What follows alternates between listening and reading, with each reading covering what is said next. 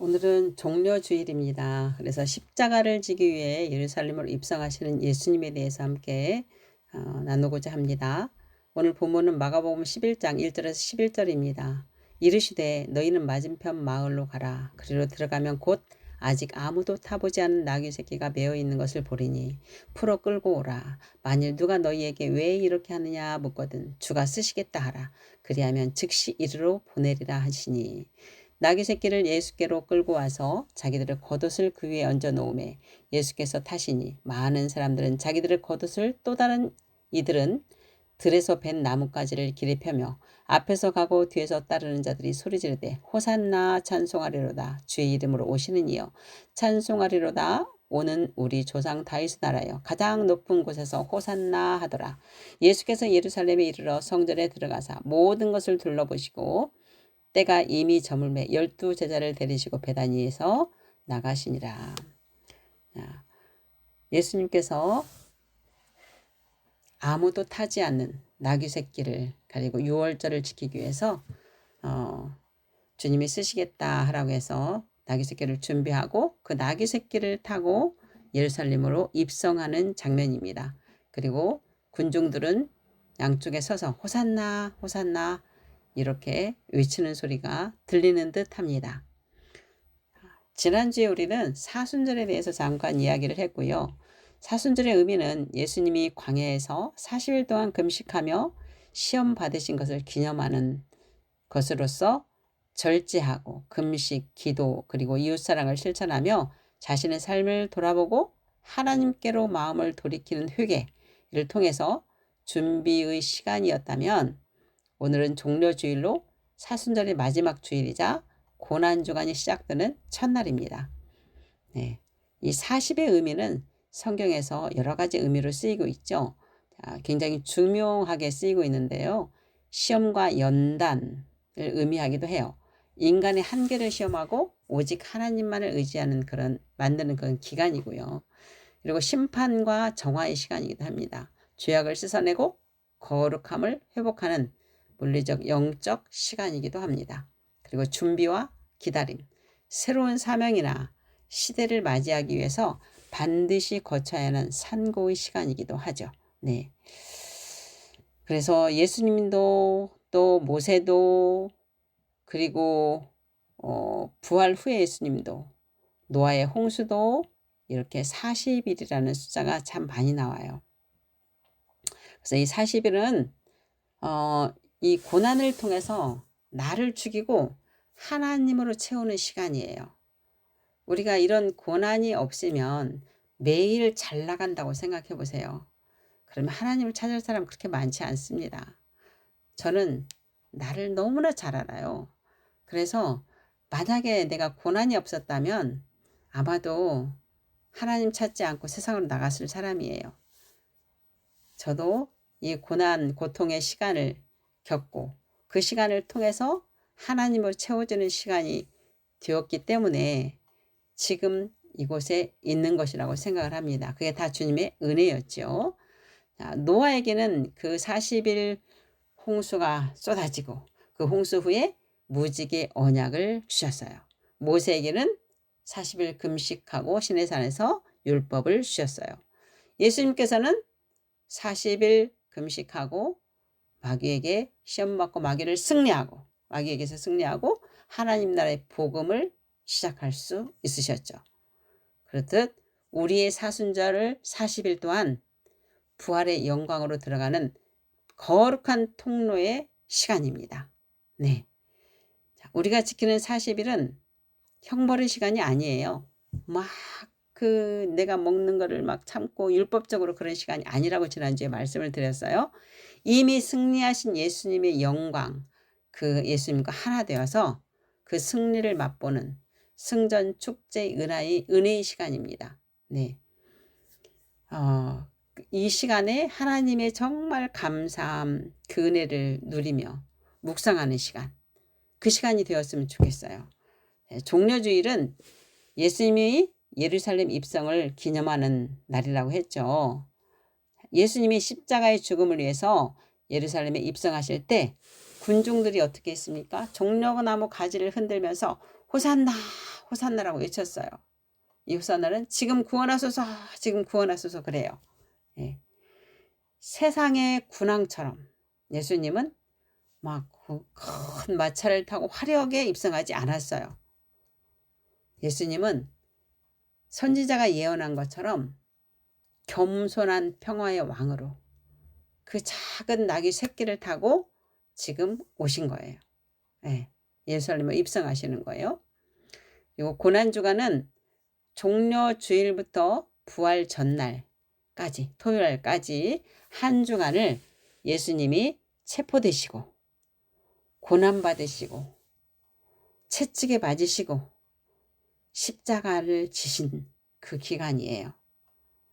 십자가를 지시고 죽으신 그 시간. 이 시간을 한번 여러분들이 유튜브를 통해서 한번 영화를 한번 보셨으면 좋겠어요. 자, 그러니까 고난주간이 끝나고 나면 바로 부활절이 오겠죠. 부활절 후에 50일이 지나면 오순절 또는 칠칠절이라고 하죠. 시내산에서부터 하나님의 말씀, 언약, 그 율법을 받는 날. 예. 그래서 내일 월요일부터 수요일까지는 예수님의 마지막 가르침과 예루살렘 성에서 사역을 우리가 묵상하는 시간입니다. 예루살렘 성에서 예수님께서 어떻게 사역을 하셨는지를 묵상하는 시간이 되었으면 좋겠고요. 목요일날, 성목요일날은 라틴어로 만다툼이라는 말인데 새 계명이라는 뜻이에요. 새 계명. 그래서 그때 예수님께서는 목요일날 최후의 만찬을 하셨어요. 최후 만찬을 하시고 제자들의 발을 씻기시고 그리고 내가 너희를 사랑한 것 같이 너희도 서로 사랑하라 라는 새 계명을 주셨죠. 예. 그리고 금요일은 예수님의 십자가의 고난과 죽음을 깊이 묵상하는 시간이 되는 거죠. 그리고 토요일은 침묵과 기다림의 시간이고 예수님께서 죽으신 지 3일 만에 부활하십니다. 네. 그래서 출애굽기 12장에 보면 어린 양을 1월 10일 날 선정을 해서 4일 동안 흠이 있나 없나 보았다가 그리고 1월 14일 날 잡습니다. 네, 그리고 문설주에 피를 바르고 무교병을 반죽해서 구워서 무교병을 허리를 메고 먹고 그리고 유월하죠. 유월절 나오죠. 그날하고 예수님이 똑같아요.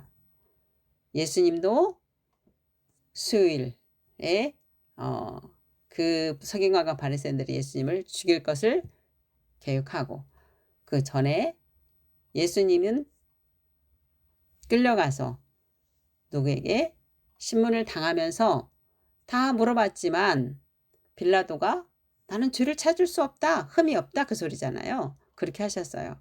그리고 그 어린 양을 잡는 그 시간 오후에 예수님도 십자가에서 죽으셨어요. 그 절기를 예수님이 오셔서 그대로 이루셨어요. 그리고 3일 만에 부활하신 거 초실절이죠. 그리고 6월절 예수님이 죽으시고 그 다음날 무교절이라고 그러잖아요. 무교병을 먹는 무교절은 죄가 없으신 그게 이제 침묵의 기다림이죠. 예수님이 죄가 없으신 분이 죽으신 거. 네. 이 기간은 나 중심에서 그리스도 중심으로 전환하는 기간이에요. 내 삶이 아니라고 말씀드렸어요. 주님을 깊이 묵상하는 시간이 되었으면 좋겠습니다. 대부분 왕으로 등극한다는 것은 엄청 화려하게 왕으로 등극합니다. 그렇죠? 그리고 힘이 있어요. 그렇게 입상을 하게 되죠.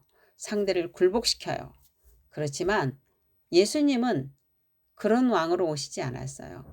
평화의 왕으로 그리고 정말 겸손한 모습으로 그렇게 우리에게 오셨어요. 우리에게 그런 섬김의 겸손함으로 하라고 예수님이 본을 보이신 거죠. 오늘 성경을 보시면 인류 왕이신 예수님은 화려한 전차 대신에 나귀 새끼를 타셨습니다. 갑옷 대신에 초라한 겉옷을 걸치셨습니다. 왕복 대신에 초라한 겉옷을 걸치셨습니다. 이것은 500여 년 전에 스가랴 선지자를 통해서 예언했던 그 왕의 모습을 그대로 이루신 것입니다. 세상은 힘으로 이기는 왕을 기다렸어요. 힘으로 딱딱 싸워서 로마를 물리치고 이스라엘을 해방시킬 그런 왕을 기다렸어요.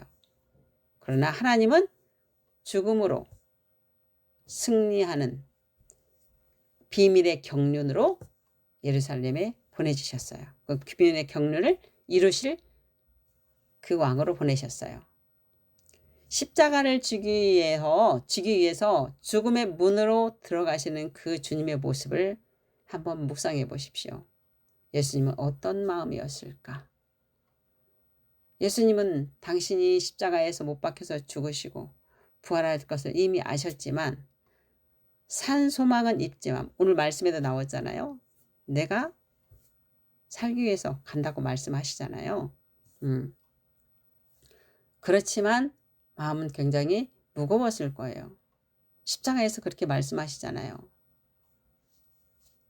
어찌하여 나를 버리셨나이까 그렇게 말씀을 하시잖아요. 네.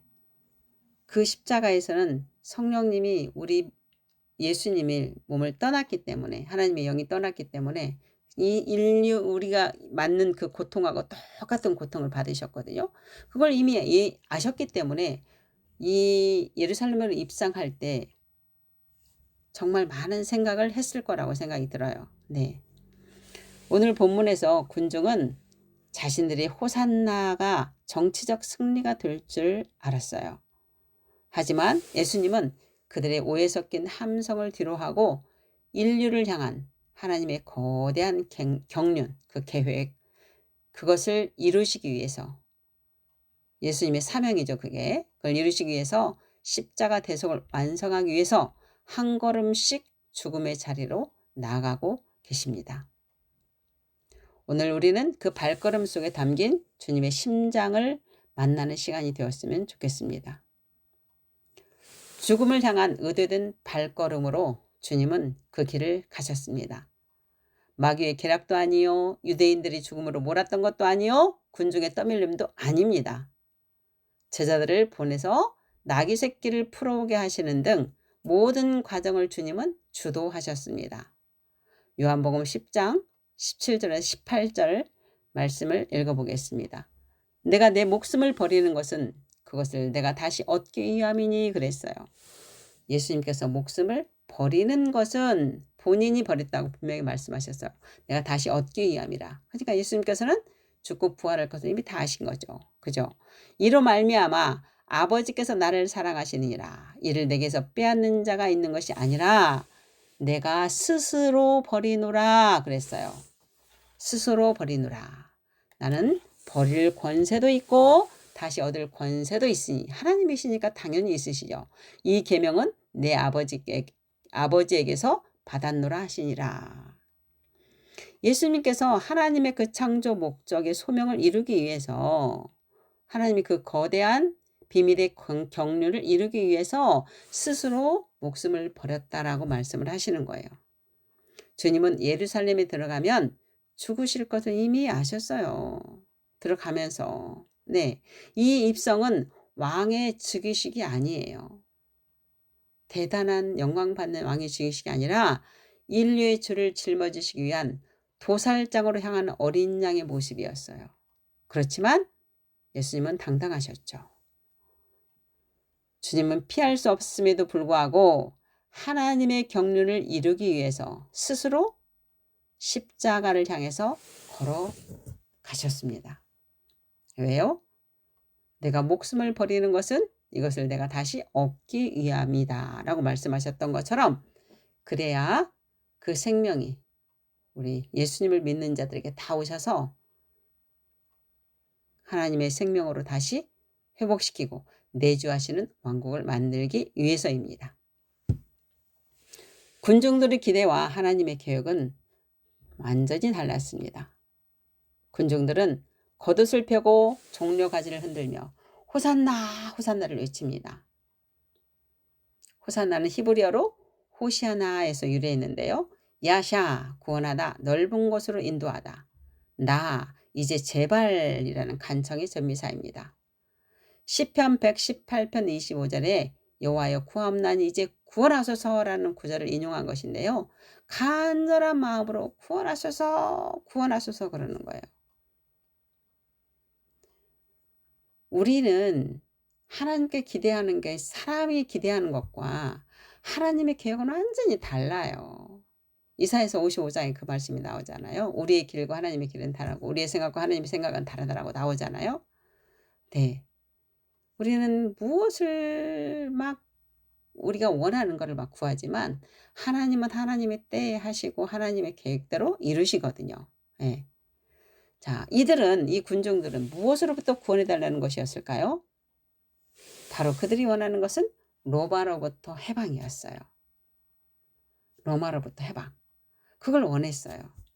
하지만 예수님은 그것에 관심이 있었던 것이 아닙니다.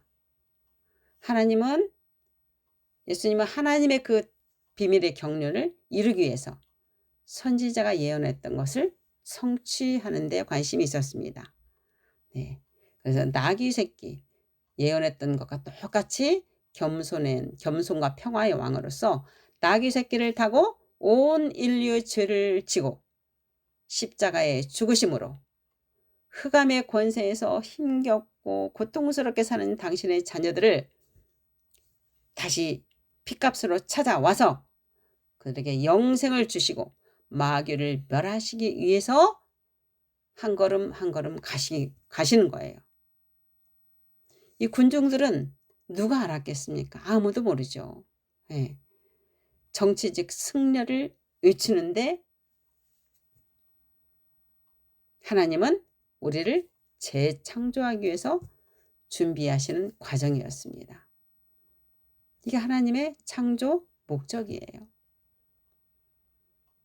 에덴 동산은 온전한 하나님 나라의 모형이긴 한데 완전하지는 않았죠. 온전했어요. 아담과 하와가 죄가 없는 상황에서 흙으로 만들어졌기 때문에 하나님의 호흡으로 생혼, 살아있는 혼, 숨쉬는 혼을 만들었어요. 그리고 에덴 동산에 생명나무가 한 그루 있었죠. 단수예요. 하나님이 에덴 동산에서 거닐었어요. 거주하셨어요. 그리고 계시록에서는 생명나무들이라고 복수가 쓰여 있어요. 예수님을 예표한 생명나무예요. 그 예수님이 생명나무를 먹어야 하나님과 교제하고 있을 수 있었어요. 그런데 계시록에 와서는 생명나무들 한 사람 한 사람이 다 그리스도가 되는 거죠. 개별화된 그리스도인들이 완성되는 거죠. 내주하시는 왕국. 지금 예수님이 오셔서 우리에게 내주하실 거잖아요. 그죠? 부활절 지나고 오순절이 왔을 때 우리 안에 예수님이 내주하시는 거예요. 내주하신 왕국 그리고 거주하신 왕국을 완성하는 게 하나님의 최종적인 승리의 창조의 목적이죠. 그래서 하늘과 땅이 모두가 하나 되는 거. 네. 하나님은 때로 우리가 원하시는 방식이 아닌 하나님만의 방식으로 우리를 구원하십니다. 기도해도 내가 원하는 대로 되지 않습니까? 내 문제에 초점을 맞추지 마십시오. 주님께 초점을 맞춰 보십시오. 그분의 음성에 귀를 기울여 보십시오. 주님의 뜻을 이루기 위해서, 주님을 나타내기 위해서, 소명을 이루기 위해서 갈급할 때 주님께서는 우리의 필요를 다 아시기에 이루어 주십니다. 예수님은 성전을 정결하게 하고 제물이 되셨습니다. 마태복음 21장 12절 13절에 보면 예수께서 성전을 들어가사 성전 안에서 매매하는 모든 사람들을 내쫓으시며 돈 바꾸는 사람들의 상과 비둘기 파는 사람들의 의자를 둘러 엎으시고 그들에게 이르시되 기록된 바 내 집은 기도하는 집이라 일컬음을 받으리라 하였거늘 너희는 강도의 소굴을 만드는도다 하시니라. 네. 이때 종교 지도자들은 너무 부패해 있었습니다. 그리고 자기 이익만을 취했던 그때입니다. 그래서 멀리서 오면 이 짐승을 가지고 올 때, 동물을 가지고 올 때 다치고 하니까 흠이 있다고 흠 잡아서 그곳에서 사게 만들었고, 자기네들이 장사를 해서 팔고, 또 환전 장사를 해서 이득을 얻고, 이런 시대였습니다. 그것을 보신 예수님께서 하나님의 성전은 하나님과 만나는 장소이고 기도하는 장소인데, 이들이 인간의 이득을 취하는 것으로 변질된 것을 보고 거대한 거룩한 분노를 나타내신 것입니다. 분노를 막 쏟으셨어요. 예수님 처음이잖아요. 이렇게 분노 쏟으신 것은. 그죠? 이 사건은 예수님이 예루살렘의 왕으로 입성하신 직후에 있었던 일이고요. 성전의 주인으로서 그 질서를 바로 잡으시는 왕적 권위를 나타낸 것입니다. 예수님은 단순히 예루살렘이라는 도시가 아니라 하나님과 인간이 만나는 성전의 회복을 위해서 오셨습니다. 우리 안에 오셔서 우리를 성전 삼으시기에 오신 거예요. 그때는 건물이 성전이었지만 지금은 우리가 성전이에요. 우리 안에 오셨어요. 그리고 본인이 친히 성전의 휘장을, 지성소와 성소의 사이에 있었던 막혀있던 휘장을 예수님께서 십자가에 죽으실 때 위에서부터 아래로 쫙 찢어지셨죠? 그게 예수님의 몸이라고 말씀하셨어요. 그리고 단번에 제물로 드려져서 이제 하나님과 우리 사이가 바로 오고 갈 수 있도록. 그때는 대제사장만 들어갔었잖아요. 지성소에. 일반인들이 갈 수가 없었습니다. 하나님 앞에. 근데 이제는 하나님과 우리가 화평하게 되어서 하나님과 내가 직접 교제하는 거죠. 생명적인 교제를 이룰 수 있는 거죠. 성목요일에 예수님께서는 제자들을 발을 씻기셨죠. 그죠? 그리고 성만찬을 하셨어요. 그리고 그 현장에서 자신의 죽음과 희생을 말씀하셨어요. 어떻게 죽고 부활할 것이라는 것을 말씀을 하셨어요. 그리고 내가 사랑한 같이 너희도 서로 사랑하라 라고 새 계명도 말씀을 하셨습니다. 그리고 성금요일 십자가에서 인류의 모든 죄를 대속하셨습니다. 어린 양이 죽은 그 시간에 예수님도 십자가에서 숨을 거두셨습니다. 지금 우리가 이렇게 평화롭게 살 수 있는 것은 모두 주님의 은혜입니다. 주님께서 자기를 비워서 종의 형체를 가지사 사람들과 같이 드셔서 화목 제물이 되신 것이에요. 화목 제물이. 왜요? 우리를 재창조하기 위해서요. 하나님의 창조 목적을 이루기 위해서요. 네. 예수님이 그러셨다면 당연히 우리도 화목하는 직분을 주셨기 때문에 화목 제물이 되어야겠죠.